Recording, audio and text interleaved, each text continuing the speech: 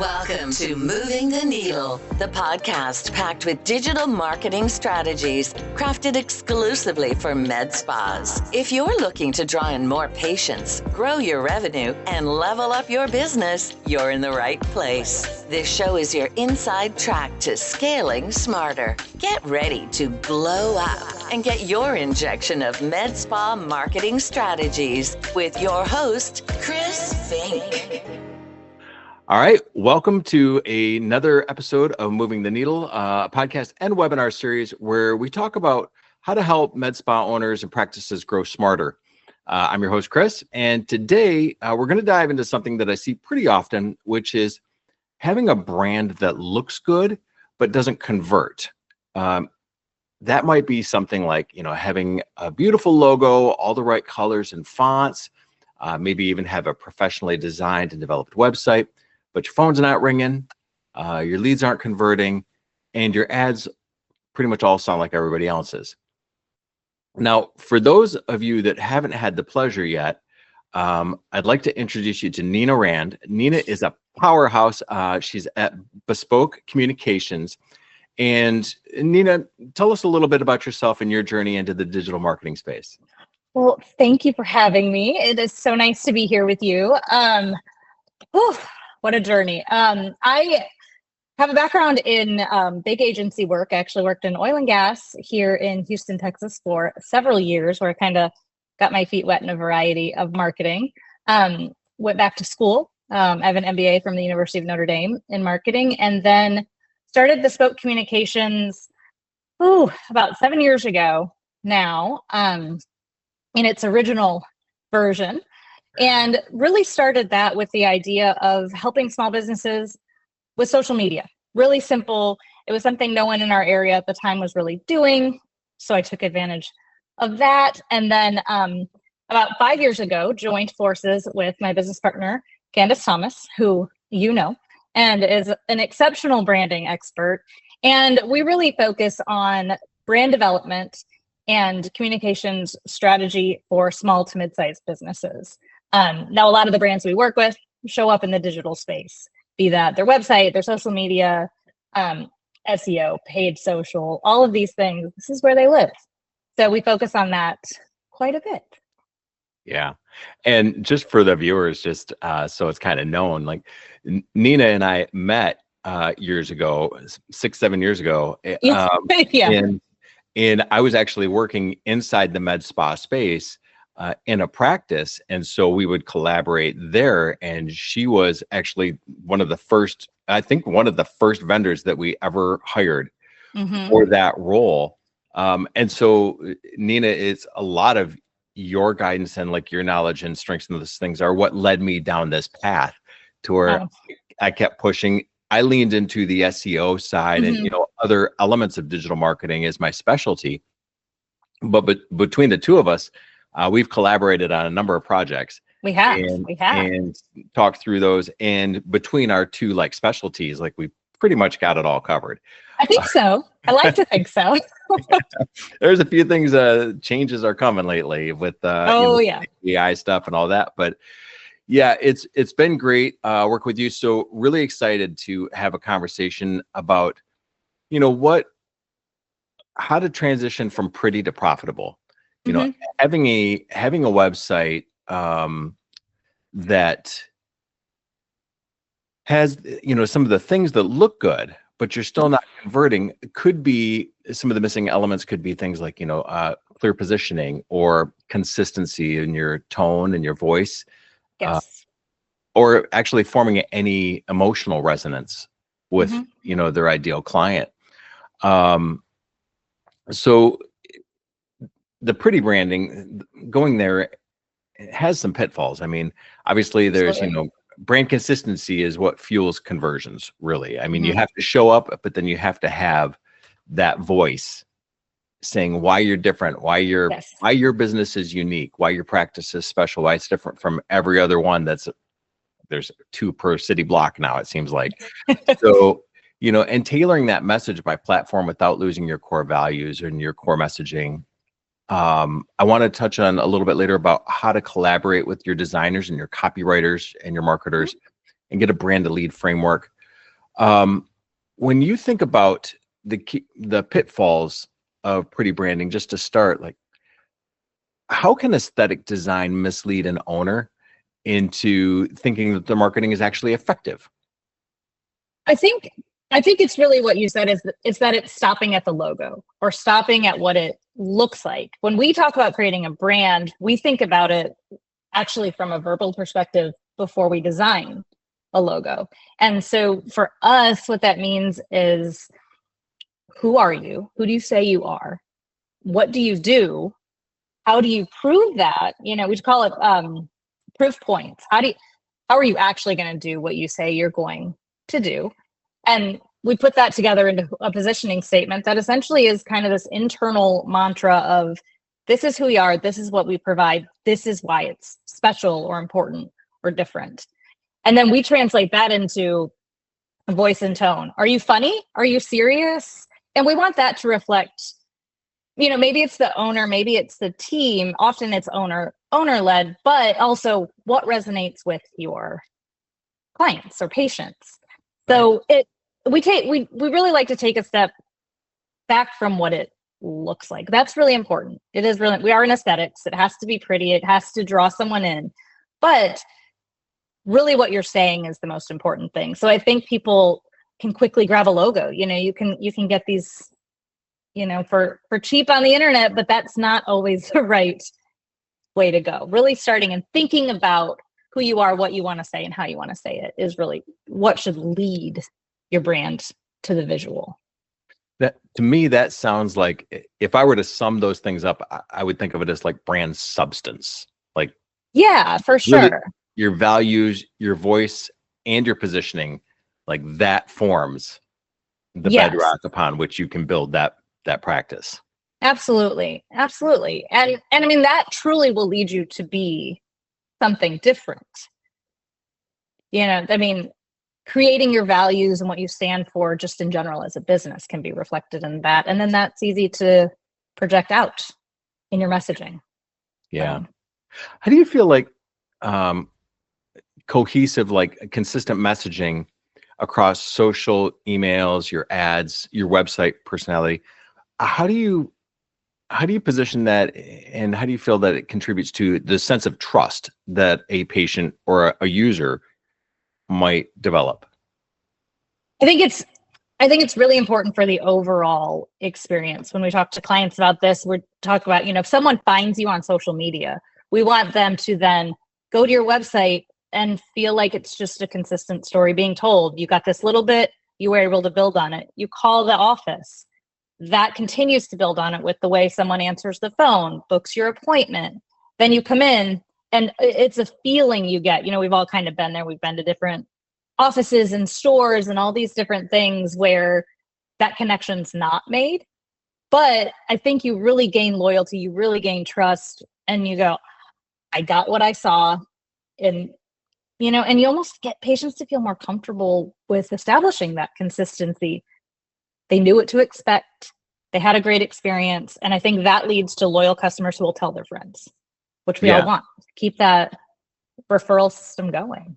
Right. And when you deviate from that, that's when you can get into the issue, like a confused client, and your credibility suffers. Yeah. Yes. Yeah. I mean, that's definitely a hard thing to come back from. Doable, but easier if you have it right from the beginning, Yeah.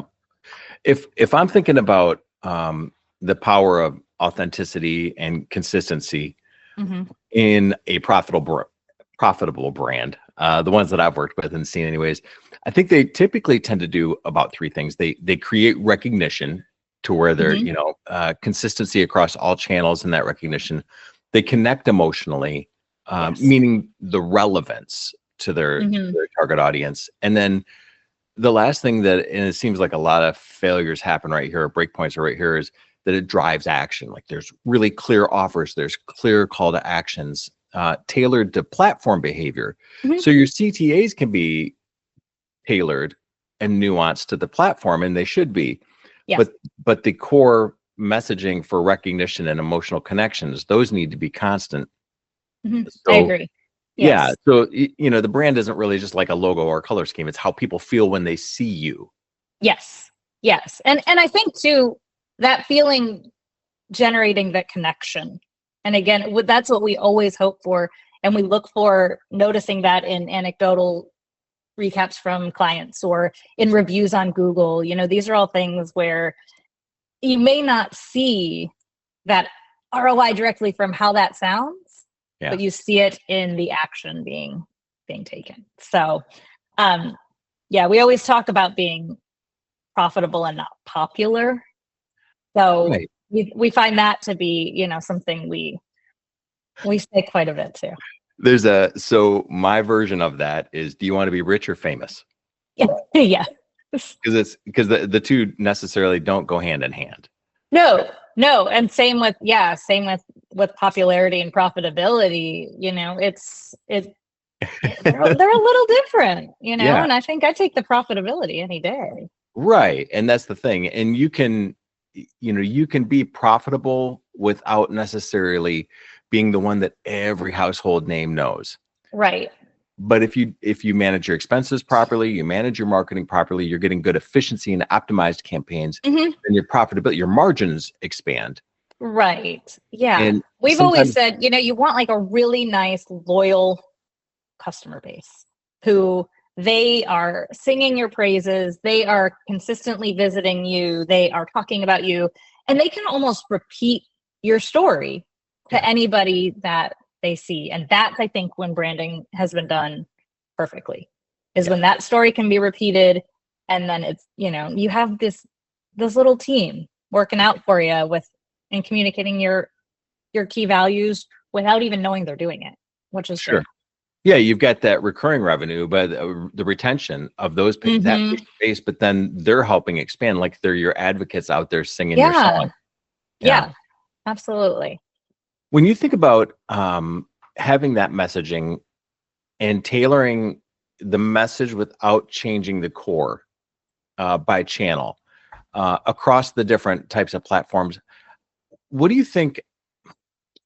How do you do that? How do you get consistency across all these platforms like Instagram and the website and your emails without sounding robotic and repetitive, but maintaining a brand voice guide? So it's interesting because that can be a trap that you get into is you do have to talk about the same thing multiple times, counting on the fact that maybe someone didn't go to your website, someone saw it on one social channel or didn't, and not another. Some people don't open their emails. So some people do all of the above, and that's where you look and you love that, but that's where you don't want to be boring, robotic, like you said. I think we really try to focus on, you mentioned this earlier, behavior on the channel. So let's take Instagram, for example. It's a super visual platform. And over the years, we've noticed it's become a little bit of a lurking platform. You don't necessarily get people liking and commenting the way they did 5 years ago. Right. But if you've got a great, strong visual that catches the eye and someone can go to your link in bio to click in, then you can go to the website and expand the story. So we just feel like every channel can build on another, and we try to utilize each one for what they're good at. The visual on Instagram is really important.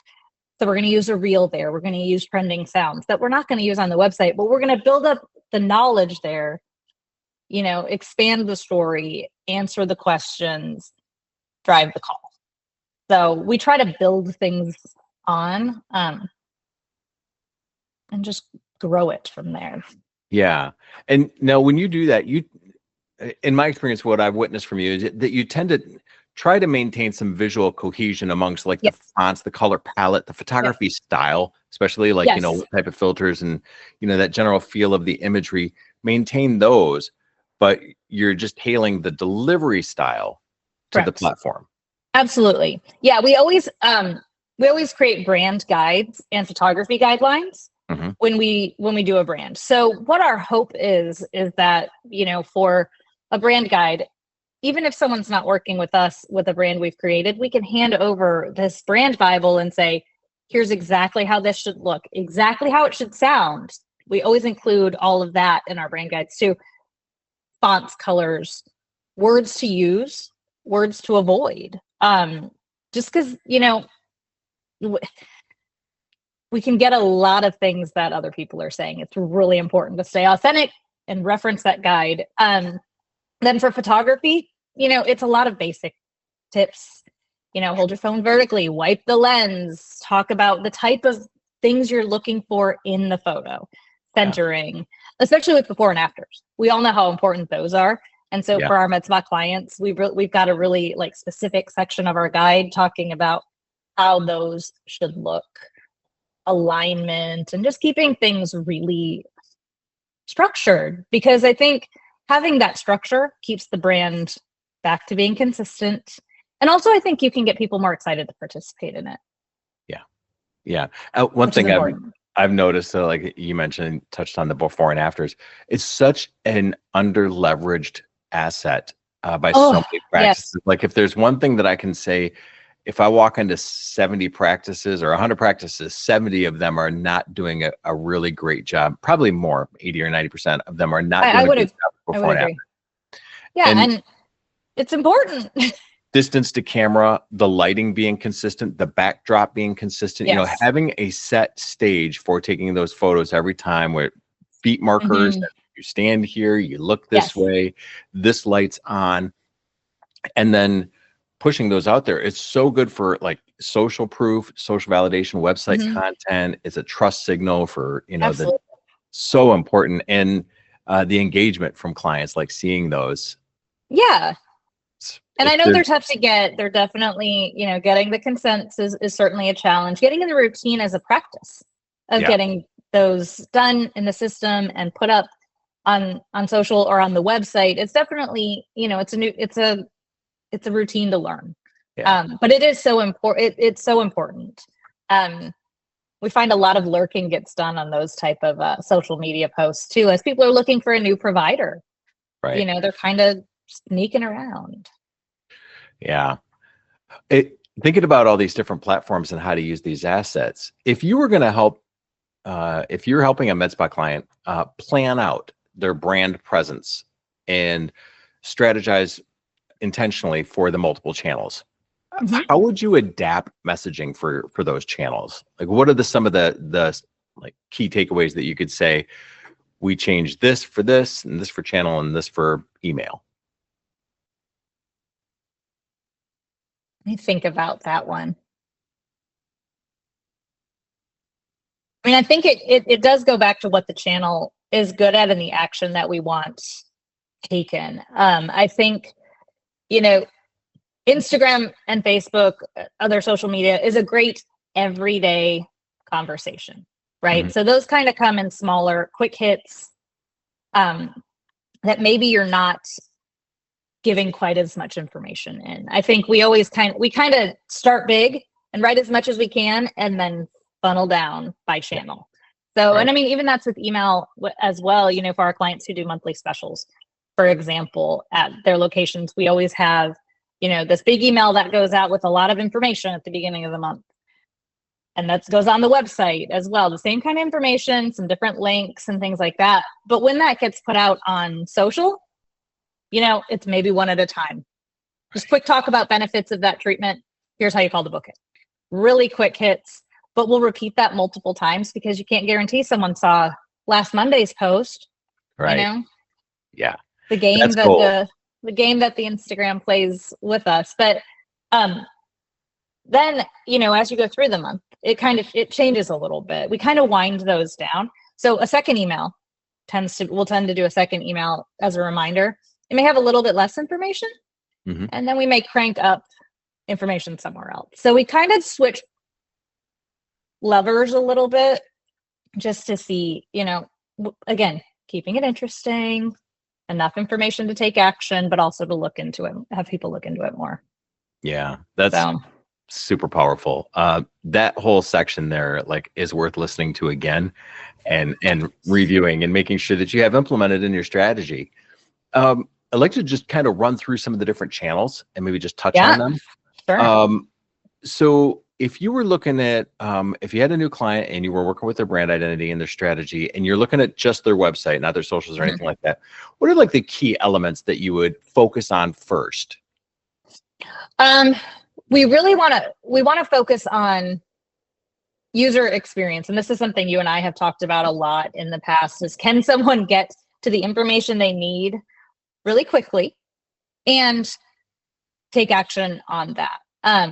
So we want to be a great educational resource with the website. This is something, we don't change the content a ton generally on the website. You've got your services, you've got your providers, you've got your philosophy and what makes you special. All of these things are still pretty consistent on an ongoing basis. So we use that space to tell a bigger story and be a resource. We also really like having a blog for clients that's updated on a regular basis.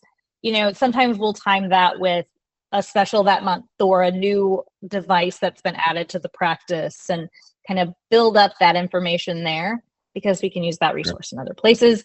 But I like having, a blog to mix things up, show a little personality, and then really be education focused and forward on the main bulk of the site.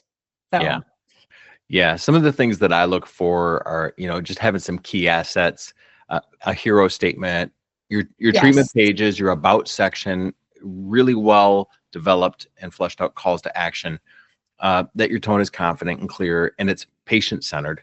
I think it's something that gets missed a lot. A lot of spas think of themselves as a digital brochure, their website, but it's talking in the physician language or the medical language. It's not talking in the patient language. So it needs to be patient centered.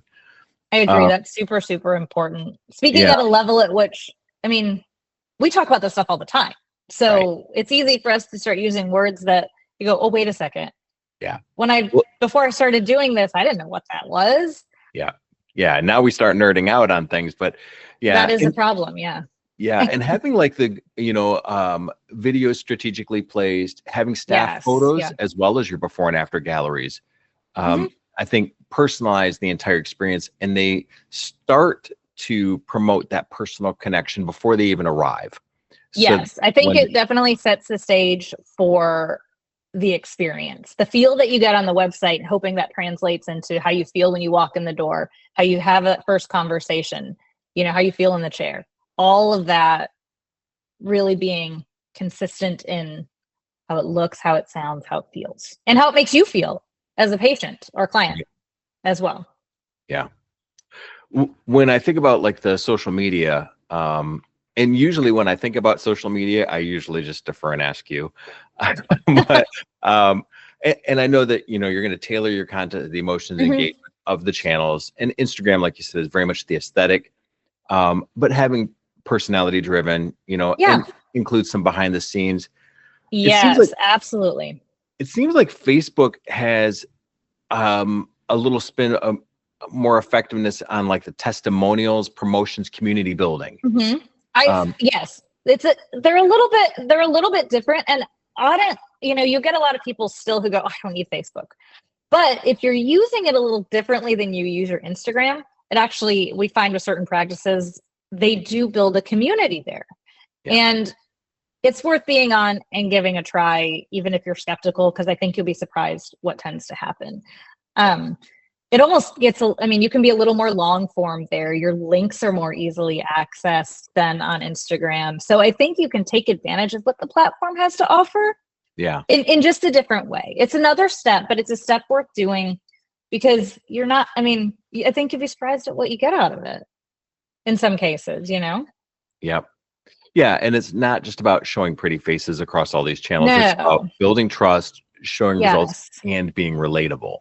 Yeah. And to that point, I think it's super important to show your personality of your practice through the people who work there. And through your patients and such before and afters, but it's really great having voices and faces so that people can relate and get to know you. And I think that they feel almost connected to their provider before they come in. And I think that's a good place to start, kind of lays that groundwork for a long-term relationship that has that trust. Yeah. Yeah. That's awesome. Well, if you were thinking about looking at the branding taking those things but modifying it slightly for email, Mhm. what would be some like key tactics that you would want to include there? I like showing a lot. I like transitioning a lot of personality into email too. I know I keep going back to specials emails, and it's not always about that, but that's a lot of times, how we get people's attention in email. But I think it's a great place to show, to show some personality and to show expertise in the way you're presenting your offer. So I think and I do think it's a great way to get people back to the website to continue the journey. It's just, we firmly believe in email because you're meeting people where they are. Right. And, your phone, my phone's sitting right here. I can check my email anytime, and you're right in someone's inbox. We are strong believers over here at good email campaign, good consistent email campaigns. Email campaigns are not dead. Email marketing, no, it's alive and well.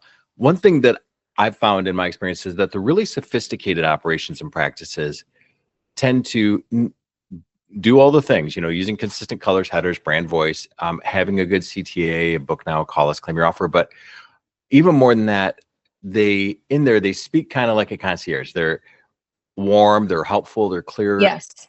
And the messages, this is where it goes into like really sharp operators, is they have segmentation of campaigns based on life cycle of that client and that patient. So, yes. First time or like first 5 visitors versus a 5-year visitor. The messages should not be the same because the knowledge base is very different. Yeah, so absolutely. When you can write a dynamic campaign that is tailored towards different sets, and I had a lot of luck with this in the past, where I would write a campaign for somebody that had been in for a facial service, like a hydrofacial, a diamond glow, a microneedling, whatever, never had an injectable. Yes. And then do cross sales to that, or they've had Botox, but they've never had filler. Yes. And do those campaigns like, hey, you've had these things and we've been seeing great results and we're so proud of the journey and we're so pleased with it. I'm sure you are too. Have you considered, and then you do it, there's a promotion available, wanted to make you aware of it in case you're interested in taking that next step. Yes. It's funny you say, we actually are working on a couple of those this week. So. Yeah, they're great. They're so powerful. Yes. Yeah. And I think it helps you feel, you're helping people along this aesthetic journey. They have gotten something, so they're interested, but you're looking out for them in a way. Also, just continuing to enhance the experience, continue to build their loyalty to the practice, and I love a good segmented list. I really do. And there's so many great tools and things out there to do that anymore too, which it's as hard as it sounds, I think. Yeah, it does sound hard, but if you have a good connection and you have some fluidity with your practice management system, your CRM system versus what you're using, in some cases, some systems will allow you to send emails directly from that PMS system. But if not, if you can generate that list and run those filters in your CRM and then export it into your mail solution, write a couple of different versions of your campaign. Yep. And there you go. Yes. Yeah. And I know, a lot of these capabilities in even Alley for Business and things have been available to certain practices now. So it's something to always just continuing to look at what's available in all the resources you have out there. Yeah. So I think that's important as well. Yeah. How would you, what type of shifts would you make for a paid ad campaign? I make some more assumptions in a paid ad campaign that were completely new and to the viewers of those ads. And so, what would you tell someone who's never heard of you, meeting you for the first time? And I tend to shift a lot more toward true brand language in those cases and brand value. So I like to see it a lot as an introduction, a little bit more there. So we tend to stay very true to brand, and still be attention getting and interesting, but really focus on those core values there, within character limits. So have a little bit different tone, by the platform. one thing that I've been seeing a lot of, and there's been improvements in it consistently across the industry, as people become more aware of this, which is the messaging of the ad needs to match the landing page message. There can't be this bait and switch, this clickbait thing. Everybody gets so frustrated, and you actually lose that potential client forever if you put them through one bad experience like that. Yes. Yeah. And I mean, I think you're absolutely right. Just it's still that consistency of experience. It's the same story you're telling through the journey. Yeah. And I find it interesting how little thought some people are really intentional, and practices are really intentional and strategic about this. But if you have a patient, if you think about the cost per acquisition of a patient versus the ROI, true ROI, which is customer lifetime value. Yeah. Right. And if you get a med spa patient and their average treatment value, let's just say, is $350, which is not that hard to get to in a session, and they do that every couple months, then you've got let's just say, a $2,000 a year patient. And if their average retention is 8 to 11 years, then you've got $16,000 that you paid maybe $40, $50, $80 for in that ad spend, or the Facebook ad spend. But if you have a message to market and you're trying to play these games, or you don't have the right landing page, or you're trying to get cute, and you burn that patient, you burn that potential, you just cost potentially $66,000 in potential revenue by having a kind of winging it, and just like, oh, I'm just going to throw these two things again. I'm going to throw an ad up. It'll be fine. And I'm going to throw a landing page together. It basically says what I want them to do. Right. And then where do you get? And so you might get a couple of them, but what could you have gotten? And that's the cost gap. Absolutely. I completely agree. Yeah. So one of the things that I actually hear, that I think a lot of the listeners here will get some value out of this part from you especially, is avoiding generic messaging. Is so many med spas, they sound the same. Yes, they do. How do you help clients create a brand voice that actually stands out and cuts through the noise?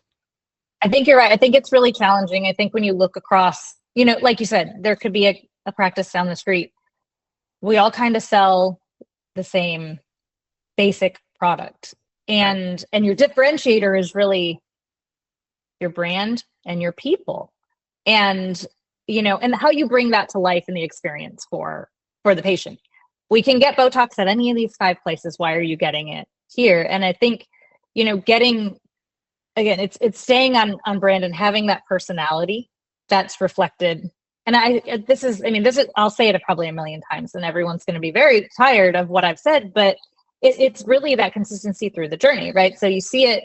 You go to Instagram, you hear the nurse injector talking about, we're treating this patient, this is my approach, and all of that.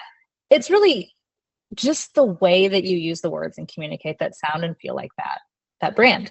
And it's so easy to fall into the trap of get glowing and do all these things. And not that that's not appropriate from time to time, right? But think about the conversations you're having with patients at the desk and in the chair. Are those the words that you use to them when they're doing that? And a lot of times it's not. And so I think really bringing those conversations you have in person into your marketing and that personality will help differentiate it. It comes more naturally if you think about, how would I say that if this person was sitting in my chair?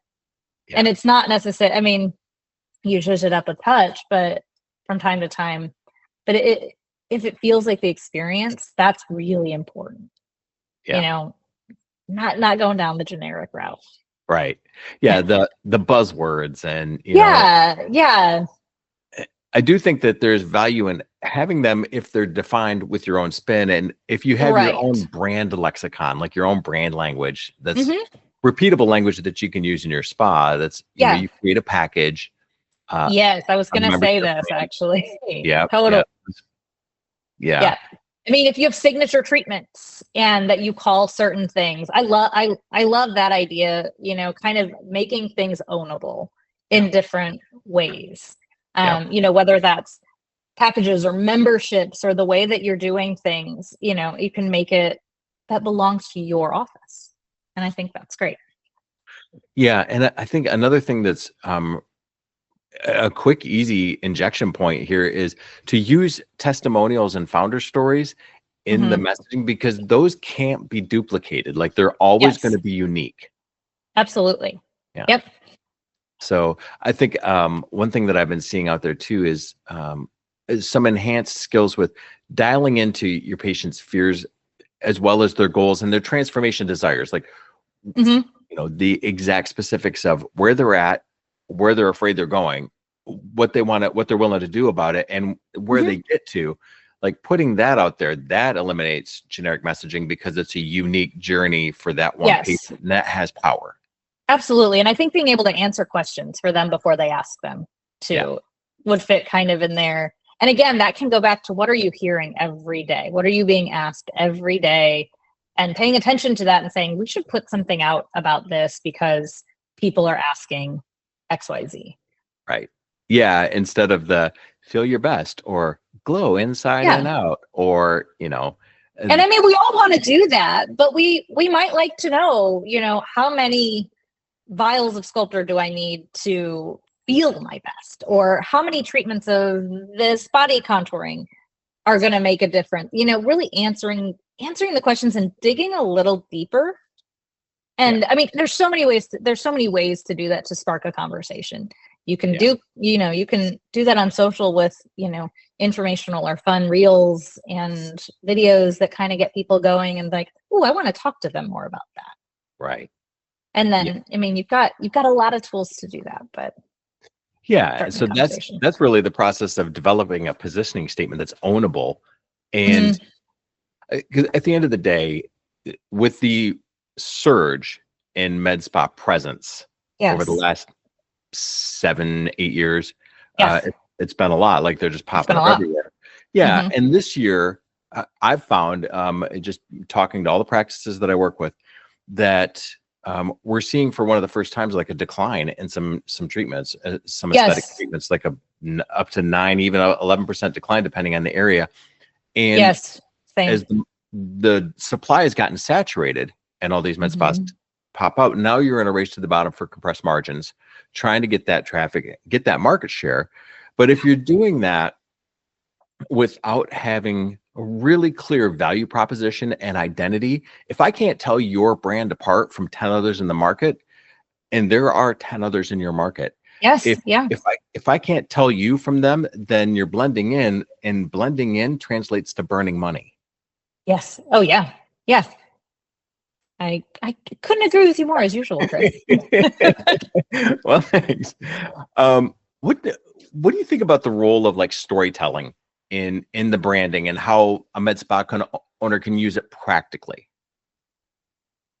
I mean, I think you have to think of everything you're doing as telling, everything your marketing is doing and that you're doing in your, in your one-to-one communications with patients. It is telling a story in one way or another. And we really that's kind of what we talk about all the time. We firmly believe in a brand story.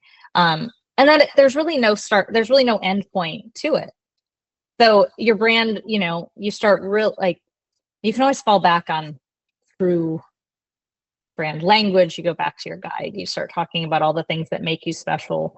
But I think you tell the story every day in the way you communicate on your social, the way in your email, what your website says, on the phone to patients. I think it consistently goes. So Yeah, everything tells a story, and you don't know when people are jumping in right. at which page, I guess you could say. Yeah, So it's really important to always keep it going. You'll get new people seeing you all the time. yeah. We're getting close to the end of our time, and there's a couple questions that have come in. So I just want to kind of touch on a few things that I Oof, caught up, let's see. which were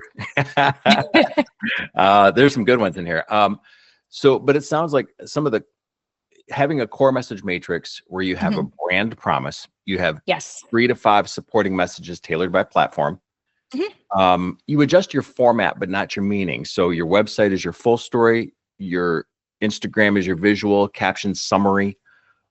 Email is a personal concierge, letter style that's a little more warm and inviting. And then a paid ad is punchy, quick, and really clear CTAs, call to actions. And so consistency across these doesn't really mean copy paste. It means being unmistakably you, but in every format. Yes. Yes. And we actually like to do that too with some messaging pillars is what we kind of call them. And we talk about that as being the buckets of things you talk about. So is that your team, your treatments and services, your community involvement, something else. And those are all things that, you sort of rotate through that you always talk about. So, I think being able to rely on those buckets of information and pulling from them, and it doesn't have to be equal. It's not like a 25-25, 25-25 thing that everything has a quarter of your time, but they're all important. They're all there, and you should rotate through all of them on all those channels. So. Yeah, that's great. If there's somebody listening today or watching this, or they listen to this later, and they're struggling, they're feeling overwhelmed in their practice, right? And marketing is a big thing. It is. It's huge. What are 2 or 3 things that you would recommend that they do, like right now, this week, to start aligning their brand? So I think take a breath and take just a quick step back and take a little inventory of what you have and what you're using. Do you have a website? Do you have consistent social? Do you have brochures sitting out? What all do you have? And have you read them in a while? Like, we all get busy, and I think just take a second and read through what you have. A mini little, we call it a little brand audit, if you will. Just kind of go through and see how, if it still feels the way that your practice actually feels in real life. I think getting that, just setting a baseline for yourself and realizing where you want to go is a great place to start. And just do it in bits and pieces. The things that already exist. Don't look at creating more. Start with what you. And then I think my other thing is, really intently listen to your team and your patients and see what they're saying, and go back to your little audit and see what aligns. And I think from there, you'll be able to pull out some priorities. And if there are things you want to change, if you feel, wording's not right, or a look isn't right, or we feel like we need to do, I actually don't have a lot of this and my patients ask for it, before and afters, whatever that is. So I think just really important to not just jump in and start changing things. So take a breath, take a step back, review, and make a plan is what I would do before anything else. Sounds good. All right. Do you have time for just a few questions? Sure. All right. We have some things coming in. Okay. So here's one. How do you help your clients stay consistent across those platforms without sounding robotic or generic? I think we kind of touched on this one a little bit earlier, but you want to recap that? Well, I think one thing we do as an agency is we track what we're saying all the time. We do rely on those messaging pillars, those buckets, to kind of keep our communication consistent, but not boring. And just, again, listen and use the language you use, and rely on each platform for what it's good at. Yeah. Here's another one. What's your take on running ads before solidifying the brand? Is that smart or risky? We as an agency always we tell clients this from the very beginning. You've heard me say it to people, I'm sure, several times, is that we firmly believe in having your organic presence exactly where you want it before you start paying people to come and look at it. So, and it's, with your website, you want all the information there. You want it to be beautiful. You want it to be a good user experience. You want people to be able to navigate through it and reach you and get the information they want. Same on social. You want it to, and there's people always ask us if there's a magic number of posts or something like on Instagram that means you've got it established. And the answer is, unfortunately, there's really not. So that might not be the answer someone wanted, but I mean, once you can do some scrolling and feel that you have consistently put out your message, you feel good about what's out there, and you're noticing that people are responding to it, you'll see it. And then we would say start looking into paid and what it can do for you. So yeah, but get your house in order first, Agreed. and then do it. Yeah, agreed. Here's one. Feeling a little overwhelmed with some of these things. Can you share one or two favorite tools that you use? I think as it relates to maintaining brand or establishing brand consistency. Yeah, I think for just for every day, I think one thing that's really great to invest in, and it's not necessarily a huge investment, if you're doing social media on your own, is a scheduling system. This is one of those things that even for our med spa clients, but also for the nonprofits we work for and things like that, this is one thing that we say, like, if you can sit down with a clear head and write out the story in the post that you're doing for a couple of weeks at a time, it will feel really good, and you can check that box and know that message is going out. Another thing we also really like to set up for our clients is a branded Canva, so that we can import all the logos, all the colors, all the fonts, and they can build a sign for the desk or something that's just, easy to keep that consistency. Right. In times where, if we're making a brochure, but you need a sign and you want to do that right away, well, we gave you everything you need and you can do it and you'll be good to go, and it'll match what we create for you too. So, I mean, a couple little things as you get going. Those are two favorites, just easy. Yeah, Canva's so powerful now, building out the brand template. Ooh, yes. So helpful. It is. And it's nice to, if you've got different people working on something, just to make that so everyone can keep it consistent and it all still looks how you want it to. All right. We're at the part now where this is my little fun round. You ready for a speed round? Oh, okay. Rip them out. Let them go. I didn't know that. I didn't know this was coming. No thinking, no filters. Just throw it out there. Ooh, okay. Okay. All right. Most overused color in med spa branding. Oh, purple. Oh, no. Lies. Teal. Okay. Teal. Mac or PC user? Mac. What's your coffee order? It is a cafe au lait with coconut and almond milk. Early bird or night owl? Early. What's the last thing that you Googled that's safe for work? Safe for work. What? Oh my gosh. I was shopping and I was looking up denim shorts for vacation. Summer's coming. Yeah. Summer's coming. Okay. Last one. Is there a brand that you secretly love that most people overlook? Do you know what I have found lately is I've been admiring a lot of smaller local brands. Yeah. And I'm super impressed by what people can do, real quietly. And again, they're pretty, they're profitable, but they're small.